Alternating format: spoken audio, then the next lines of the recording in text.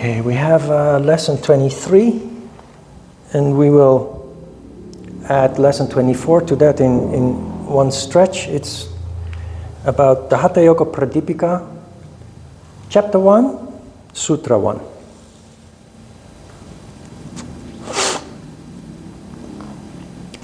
I salute the primeval Lord Shiva, who taught Parvati the Hatha Yoga Vidya, which is as a stairway for those who wish to attain the lofty Raja Yoga.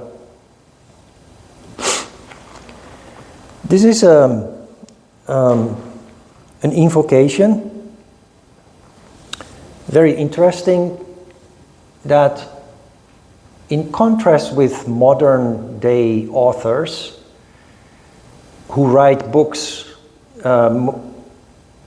for commercial purpose, to earn money, to make a living. In the past, books were written to spread knowledge. And the author here is doing something very interesting. He's not saying, I am Svatmarama, and here is my book, but he kind of claims that the book is from divine origin, and that he is only a medium to pass it on, to pass this knowledge on to the reader. So he salutes the primeval Lord Shiva, which is God, and he also refers to the history in the way that Indians learn their history, where he explains how mankind came into being. The primeval Lord Shiva was teaching his wife Parvati the Hatha Yoga Vidya, which is the science of humankind, on a beach. And the story goes that, or tradition has it, that they are gods doing yoga on the beach, so not human. Their sessions of yoga were overheard by a fish by the name of Matsya, who absorbed all the knowledge and as a result became Raja, or a king. And he became the first human being. Like in the Bible you have Adam and Eve, in Korea you have Tangun. Matsya became king. His name changed from Matsya to Machendra. When there's Endra or Indra added to a name, it's a royal family, queen or a king. But very interesting here is that ancient people, long before the invention of sophisticated scientific tools, had a pretty good idea that all life originated in the sea, and that life originating in the sea slowly transformed into the ability to live on land, which we now know is indeed what happened. Ancient people had a pretty good, and that is covered in this anecdote about how not only yoga came into being, but how humankind came into being. When you read the word Raja Yoga, as in this sutra, it's really about the cultivation in the human being of intellect and all the characteristics from the crown chakra. So Raja Yoga, like I explained before about all these different kinds of yoga that seem to exist, like Bhakti Yoga, Jnana Yoga, Kriya Yoga, those are not yogas. Those are not systems in itself or practices in itself. They are actually developmental stages. And whenever Raja Yoga is mentioned, it's actually not the practice of Raja Yoga, which is actually what we do, the whole science of yoga. But when Raja Yoga is mentioned in the text, it's actually referring to that condition where a human being is whole, functioning not only physically and instinctively, but also intellectually and spiritually in the crown chakra. The Hatha Yoga Vidya, the science of Hatha Yoga, is a stairway towards that cultivation of intellect and spirituality. So Hatha Yoga, Raja Yoga are inextricably linked. They are, one does not go without the other. To achieve Raja Yoga, Hatha Yoga gives you practical tools to get there, and that is what this book does. The Hatha Yoga Pradipika is full of practical means that can be used to change the condition, including asana, the yamas and the niyamas, the energy control with pranayama and mudra, and of course meditation, concentration meditation, and contemplation. Sutra 2. Svatmarama Yogin, having saluted his Lord and Guru, teaches the Hatha Vidya solely for the attainment of Raja Yoga. I think that speaks for itself. He doesn't teach it to make money, he doesn't teach it for fame.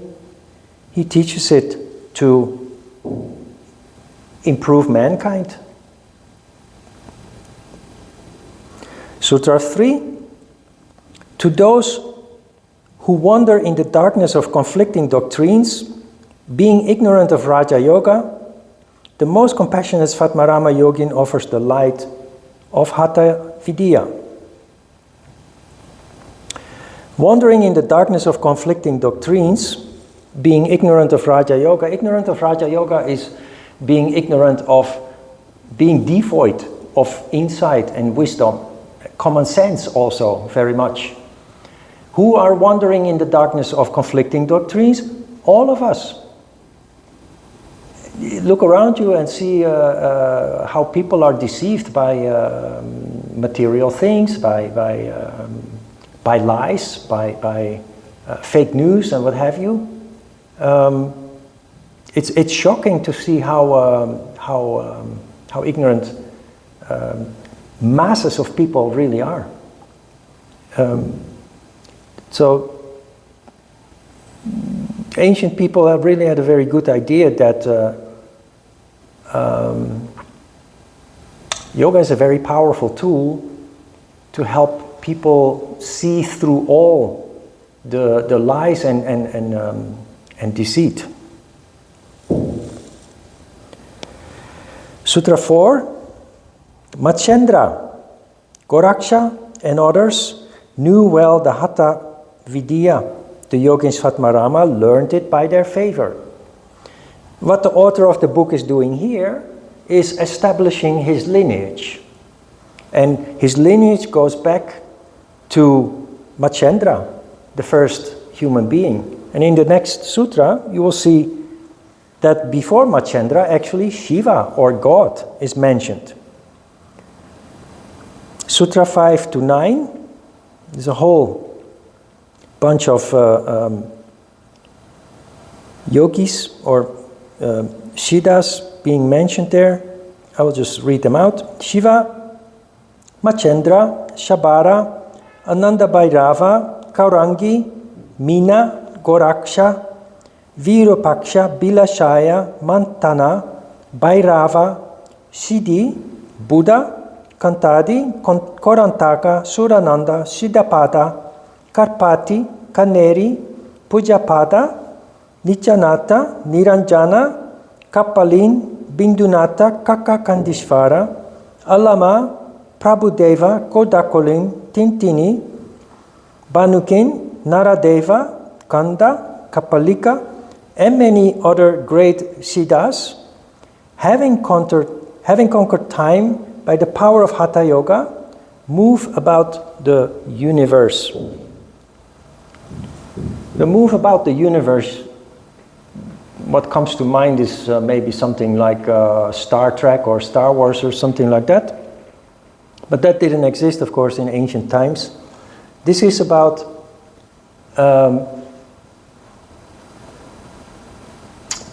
people functioning on the level of the crown chakra are receptive to vibrations, and all these previous siddhas or holy people moving about the universe is about the consciousness, the intelligence that is out there in the universe. Not only in a material way, you see that the universe is very organized and ordered.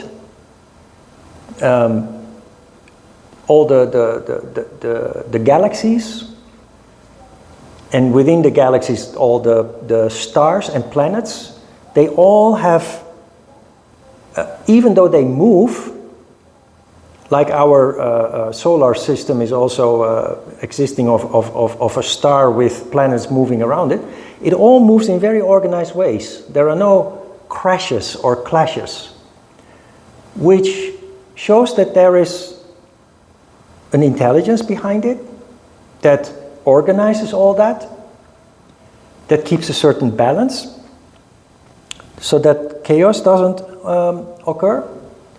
But apart from the material order that exists, there is also a consciousness within the universe that feeds us with insight. And the tradition has it that those old spirits, to understand this, there is a cycle of life according to Buddhism that means that you have to live through 1,000,000 lives before you reach liberation from that cycle of life. Until then, you have to suffer through all these lives with the purpose that you learn and evolve. When you have burned all your karma, reached enlightenment, total sattva, you stop reincarnating. Your spirit stays up there, moving about the universe. But those spirits are up there, not asleep or being inactive. They send out vibrations. And when we contemplate, we can receive those insights. That is how you develop. We can learn from books, other people's knowledge, without actually grasping what it is really about. But when you have an epiphany, when you have an insight, it's a whole new development. And you ask yourself, well, where did that come from? The idea is that this comes from up there. Most people are not receptive to that, but when you meditate regularly, you become more and more receptive to those insight as a result. Sutra 10. The Hatha Yoga is a sheltering monastery for those scourged by all the types of pain, 3 types of pain. To those engaged in the practice of every kind of yoga, Hatha Yoga is like the tortoise that supports the world.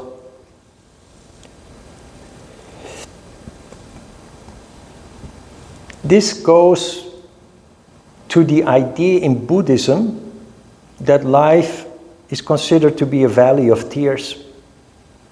Not only in Buddhism, most religions have a doctrine that is based on the idea that as human beings we have to suffer. Life is suffering. And unfortunately, in many philosophies and religions, that is being interpreted as something very fatalistic. So the fact that you have to suffer through life is then something that you just have to accept and just suffer. Well, yoga, the philosophy of yoga has a positive outlook on this. It says, yes, life is a valley of tears. We suffer, but it is only out of ignorance that we suffer. We keep running around in circles out of ignorance. We keep making the same mistakes again and again out of ignorance. When you destroy your ignorance, and Hatha Yoga is a means for that, allowing you to develop insight and wisdom, you start seeing that your suffering has certain reasons and certain causes. And once you understand that, you can do something about it. So instead of just fatalistically, pessimistically, just suffering through life and saying, well, that is what God intended life to be, you open your eyes and you start doing effort. You have to do effort, otherwise you keep suffering. And you improve life. Suffering as a result, yoga practitioners in general, if they practice yoga correctly, leading to the developments intended by yoga, will suffer less and less throughout life, simply based on insight. Whenever you are confronted with a situation in life that makes you suffer, you contemplate the issue. You ask yourself, why is this happening? And what is my role in all of this, most importantly? We talked about ego before. Most of the times people do not want to know about themselves what they are doing wrong, and because of that, their suffering perpetuates. But the moment that you take responsibility for whatever it is that is happening, you can do something about it. You can start to avoid it.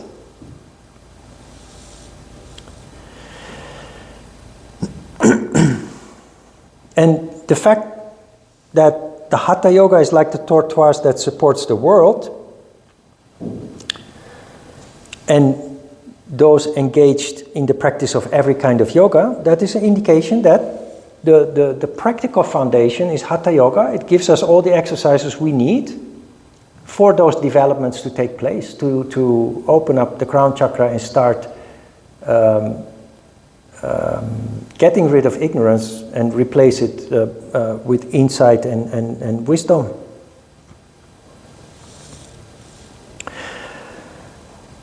Sutra 11, which is lesson 24, chapter 1, Sutra 11.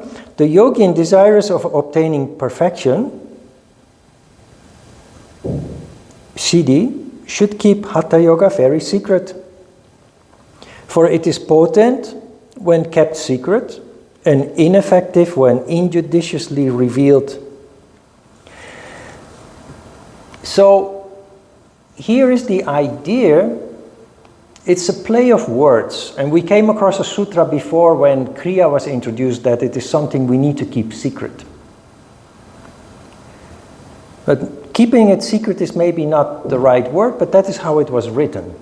What is meant here is that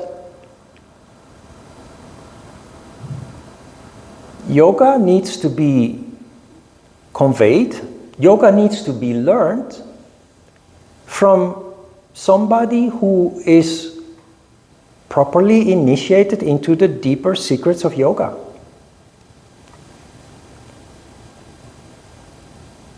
When that happens, yoga can be very potent. How is it potent? It brings about true transformation. It really leads to change. But it's ineffective when injudiciously revealed. And that is the sad reality of yoga these days around the world. There are so many yoga teachers who have done some kind of yoga teacher training course given by somebody who is not properly initiated into the secrets of yoga, and therefore they focus only on the physical aspect of yoga, on the muscles, on the joints, the effect of every stretch, etc. But no deeper insights into the functioning of the human being. psychologically especially. And although whenever you engage in any activity, it's always leading to something, it's always leading to some benefit, it doesn't achieve the profound transformation and changes, evolution of the human being that traditional yoga is designed to bring about. That is really what this sutra means. It doesn't mean that we should keep yoga secret and not share it with other people. It really means if you share it, then do it properly. And that is something that is hard to do because as you can see about the situation that we have here now, that there are not many students. When people have obstacles or challenges in their life, they often are inclined to throw their principles overboard and compromise. In that case, what I could do, for example, is approach yoga in a very commercial way like other people do and attract more students as a result of that. But that is only possible if you don't have a moral foundation. So if you are properly trained in yoga, which includes the yamas and the niyamas, and you have truly integrated those into your life, you can't compromise. Because you violate the yamas and the niyamas and it immediately feels wrong to do that. So you keep your back straight, you stick to what you know is right, and to what you know is wrong, just to overcome some obstacle on your road. Instead, you try to find proper ways to bring about change, to improve the situation.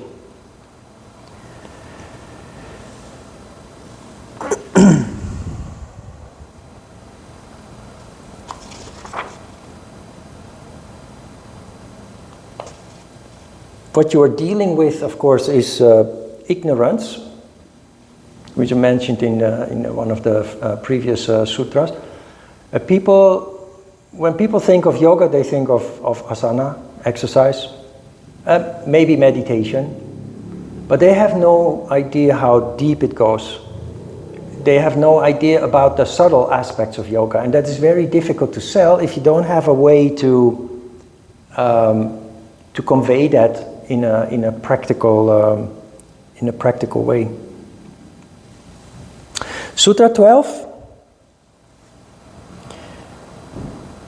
He who practices Hatha Yoga should live alone in a small hermitage, a mata, situated in a place free from rocks, water and fire, to the extent of a bow's length, and in a virtuous, well-ruled kingdom, which is prosperous and free of disturbances. Here, the author of the book starts laying down the condition, the situation in which your yoga practice will thrive. You need to find yourself a place where you're not being distracted, where you can focus, where you can dedicate yourself to your, at least for the first couple of years, can dedicate yourself to your yoga practice and the accompanying developments that come with it. That is the reason why yoga communities in the past were far away from society. Somewhere deep in the forest or somewhere in the mountain. That is why temples are always built in remote locations.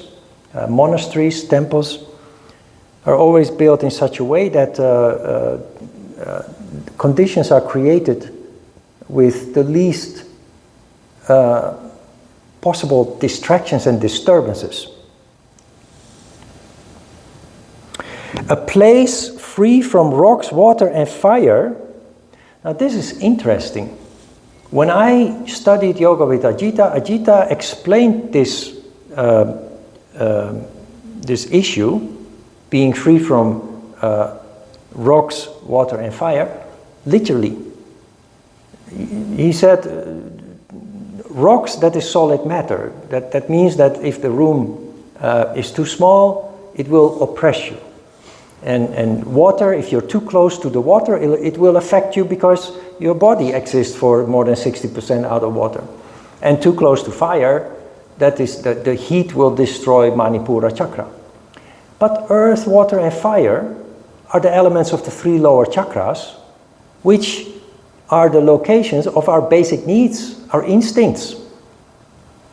So what it really means is we have to stay away from any kind of distraction in the form of desires, emotions, desires, sexual distraction, hence the separation of the nuns and the monks usually, but also in schools, separation of boys and girls so they can focus without distraction by the other sex. And also your basic needs, food, water, and safety. That's all regulated in your lower 3 lower chakras. So being free from rocks, water, and fire is really about that. Has nothing to do with real elements of earth, water, and fire. It's really about creating a situation in which you're not distracted. All your basic needs are met materially in the forms of food and water, but also non-materially in the forms of safety, security, stability, no distractions on emotional level, and no appeal to desires, sexual and other desires, material desires. In a virtuous, well-ruled kingdom which is prosperous and free of disturbances. You can easily see in the modern world that we live in, when a society or a country is in chaos, it declines. It is poor, everybody's suffering, there's lots of violence. But when a country is well ruled, where there are rules, there is order, there is stability as a result, it starts to thrive. Not only people start to thrive in terms of their well-being and spiritually, but also in a material sense. The economy grows. That is why well-ruled countries invest a lot in their police force and their military force, because they keep the stability that allows the country and the people to flourish. A country at war falls apart, while a country that is stable thrives. Sutra 13. The mata should have a small door and should be without any windows. It should be level and without any holes. It should be neither too high, too low, nor too long. It should be very clean, being well smeared with cow dung and free from all insects. Outside it should be attractive with a small hall, mandapa, which is a veranda actually, a raised seat and a well, and surrounded by a wall. These are the characteristics of a yoga mata as laid down by the Siddhas who have practiced Hatha Yoga. Now you may ask yourself, why shouldn't it have any windows? Because this studio doesn't have any windows. I would love to have windows. Yeah. Actually, the whole wall has windows, but they just covered it thinking it's not important. But in the past, when this was written, a window didn't have a glass window pane. It was just a hole in the wall, which allows the elements to come in, the wind and the rain and the heat and the cold. but also insects and dust, which all are disturbing your focus. So that is why at that time they thought it's better not to have windows. But now we have window panes. It's better to have big windows, preferably all around, so that you have a sense of room, of freedom. That you can just stare at the clouds in contemplation, which here in the sutra is provided for by the author saying that your place should have a veranda with a raised seat and a well. So while you practice inside, you're not practicing 24 hours a day. You can also, when the work is done, sit on your veranda and contemplate without necessarily following a certain pattern of meditation or anything. Just simply being, sitting on your veranda, looking at the birds flying by, enjoying the wind in the trees and what have you, which is very beneficial and promoting your ability to contemplate.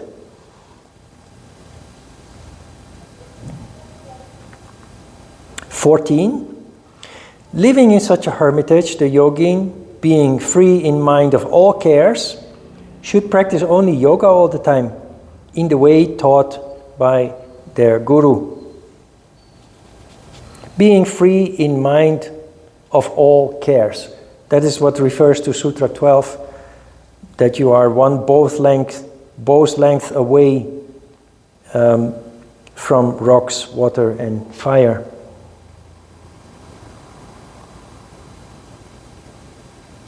Sutra 15. Yoga fails by the 6 causes: overeating, overexertion, excessive talk, the observance of unsuitable disciplines, promiscuous company, and unsteadiness. Overeating leads to the digestive system spending lots of energy to digest the food, energy that then is not available for spiritual endeavor. That is why in temples and monasteries, monks eat very austere food. His food is very light with very little spices and seasonings. It's very pure, very light, so that instead of absorbing lots of energy to digest, it provides lots of energy that you use for your spiritual endeavors.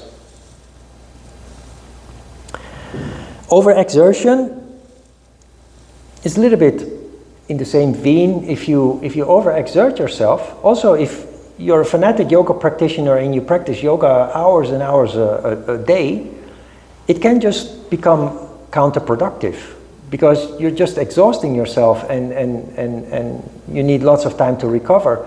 And there's just no room, no energy for spiritual development. Excessive talk.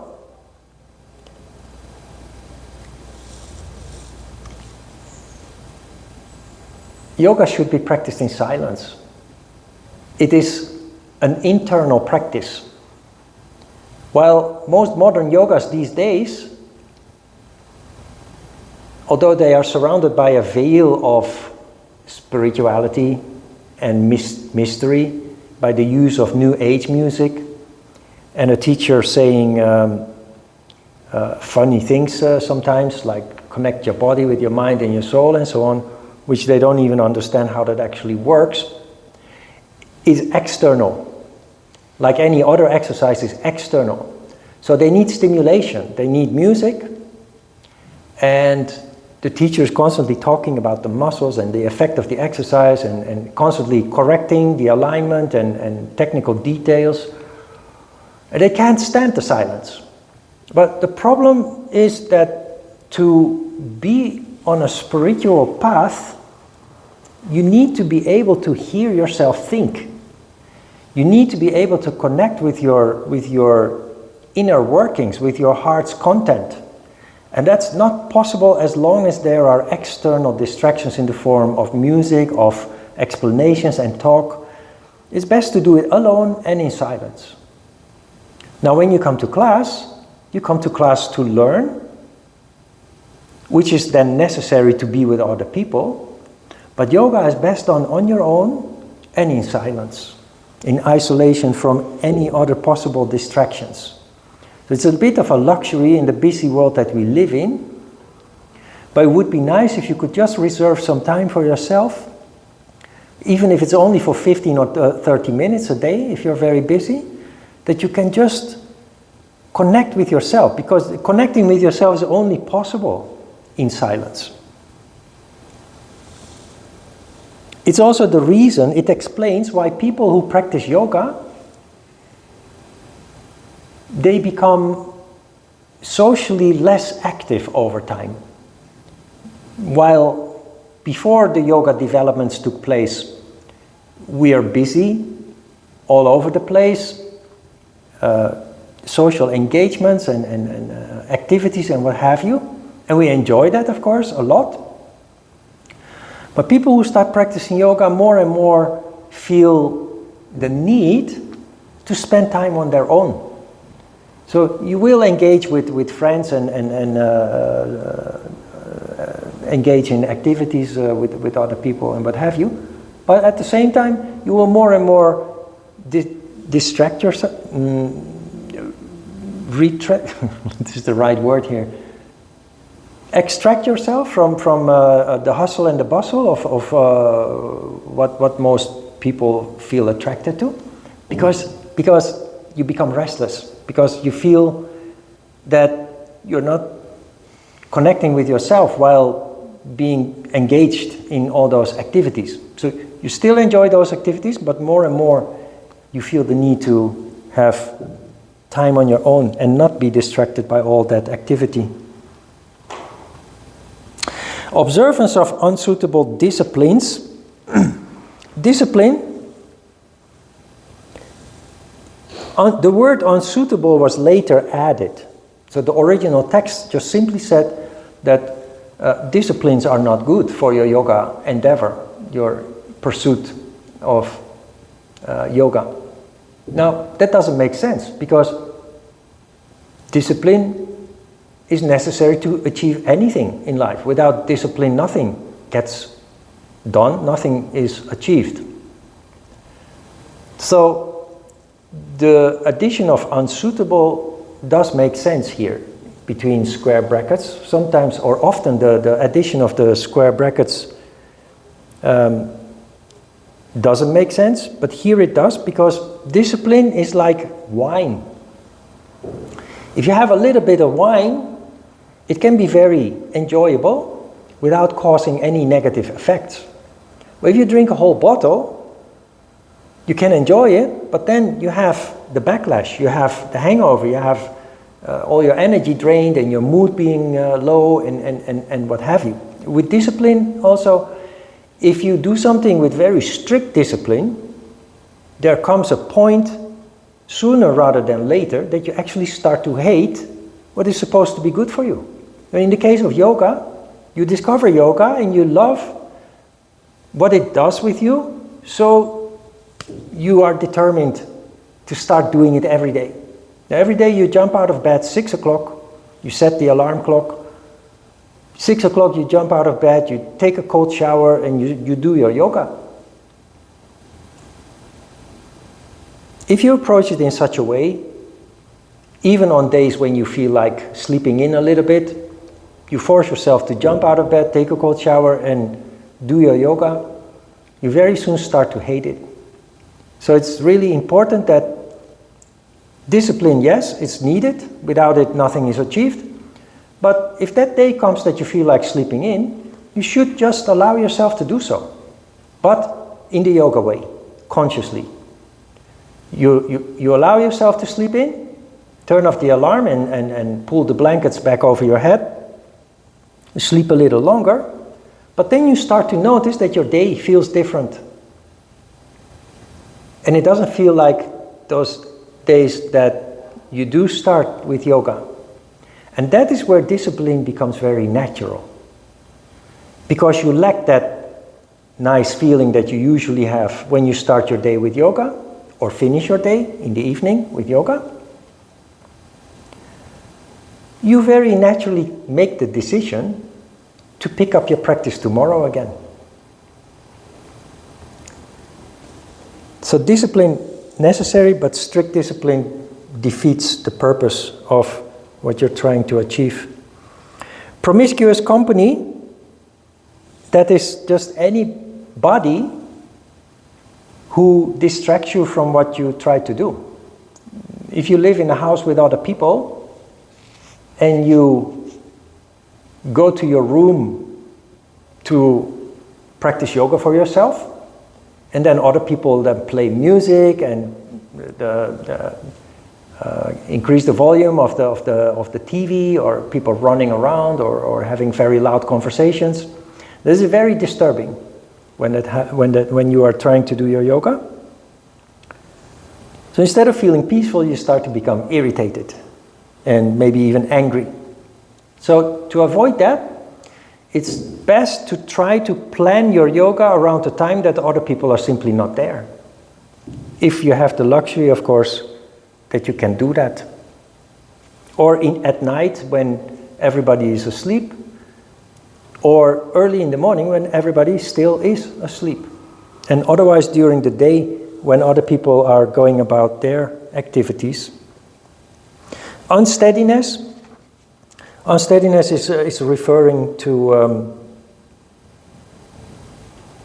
the opposite of discipline, not really being committed, not easily distracted.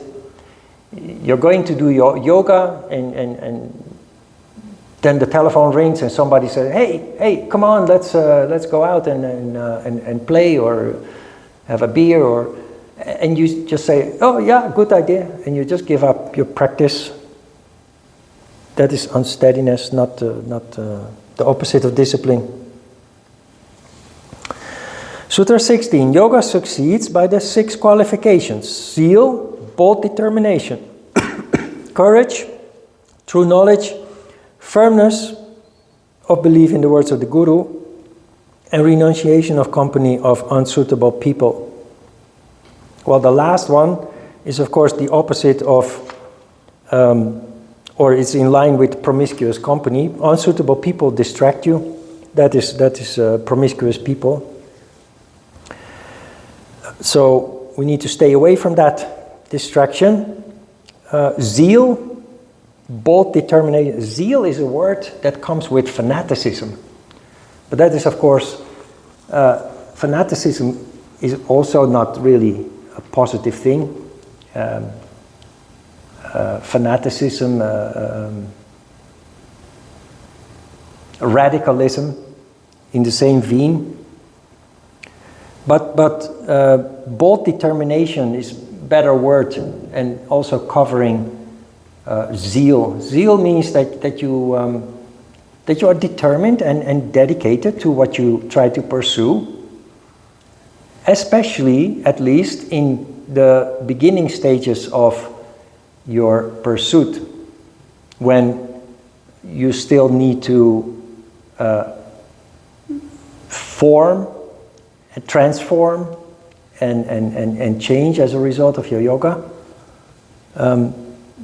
Especially in the beginning period, of course, that is very important, that you dedicate yourself to that, to have the best results. Courage, that seems a little bit odd in this. How does courage make yoga succeed? Well, if yoga is done correctly, it leads to increased insight and wisdom, insight and sensitivity. And as part of those increasing insights, there are many things that we become aware of that we don't really like. The awareness of our past experiences, traumatic experiences. Most people grow up and they just continue to function the way they are expected and not aware of past experiences. But when you practice yoga, you become very aware of past memories. We learned that when discussing the Svadhisthana chakra, where the seat of the self is located, where we develop self-awareness. That is a natural development in all yoga practitioners, that you start reflecting on your past, and in a very natural way over time, everything that you went through, basically since you were born, slowly but certainly rises to the surface of your consciousness. And this is important because the way that we act and react in the present is determined by our past experiences. It's the reason why in a given situation, when there are 10 people, there are 10 different ways of reaction. And that is explained by 10 different backgrounds. When you become aware of that, you can then weed out all negative. We always find ourselves in situations where we say, in hindsight, oh, I should have done this differently. Or, why is this always happening to me and not to the other? Or, I should have said something different instead of what I said. And we find ourselves repeating the same kind of pattern of behavior again and again, even though time and time again it causes us suffering or brings us in trouble. We just can't help it because we don't know where it comes from. As a result of your yoga practice and increasing insights, awareness of the past, we start to connect the dots. And we realize that what we do in the present is driven by things that happened in the past, and based on that insight, we can then transform that. We can, next time, when we find ourselves in a situation, instead of just acting reactively or in an impulse, we stand still for a moment and say, hey, I recognize this. And that gives you the power to actually stop the reaction in before it actually causes the trouble that we otherwise find ourselves in. Now, true knowledge is also an interesting aspect. What is true knowledge? When I read a book, is that book true knowledge? It is to the author, at least if they don't plagiarize or just copy other people's words. It is to the author who wrote down their insights, but it is not to me. So it's a dynamic concept. True knowledge is your own findings, your own conclusions. What I'm teaching is not what Ajita taught me, but what Ajita taught me has put me onto a path that led me to become my own investigator, scientist. What I'm teaching are my insights based on the foundation that Ajita laid, my teacher laid. For me, that is true knowledge. For you, it is knowledge, but not true knowledge yet, until you chew on it and digest it and draw your own conclusions and come to your own insights based on that. Firmness of belief in the words of the Guru. It means to give the teacher the benefit of the doubt. Because a teacher is only a human being. You may not agree with everything they say, but if you If you argue with everything that your teacher teaches, because you don't fully agree with that, it just destroys the process of transferring the insights, the knowledge. That is basically what this means, firmness of belief in the words of the Guru. It does not mean what sometimes it is translated into blind respect for the teacher. Like you find that in Asia, although it's changing, of course. But I know Korean teachers do not like to be questioned because they see it as an attack on their qualification as a teacher when questions are being asked. A more mature way is, of course, to stimulate questioning because it leads to more development. But that is also an ego matter and a wrong interpretation of a text like this.